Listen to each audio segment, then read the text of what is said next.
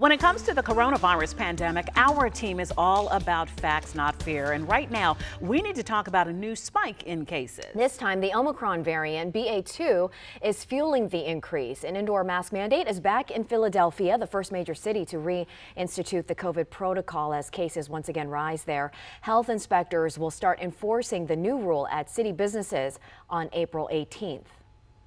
Meanwhile, back in our area, some universities are also reinstating COVID safety protocols as cases spike again. It's important to note COVID hospitalizations still remain low. But in the meantime, American University in Northwest D.C. is one of the schools making changes. Nicole D'Antonio is there live this morning. Good morning, Nicole. What are they doing new?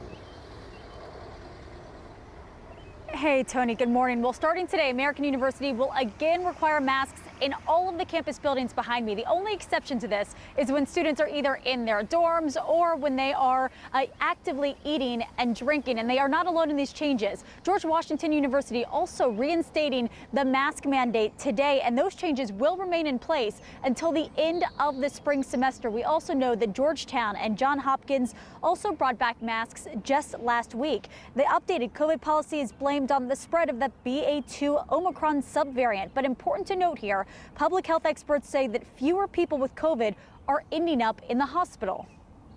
I do believe we're going to see cases go up and down. Obviously, if it gets substantially worse, we're going to want to look at issues like masking. But at this moment, these numbers are still quite low. Now, in Washington, D.C., Congress has yet to approve new funding for the continued fight against the virus. The latest White House request is for $22.5 billion, and that money would be used for vaccines as well as testing and needed treatments.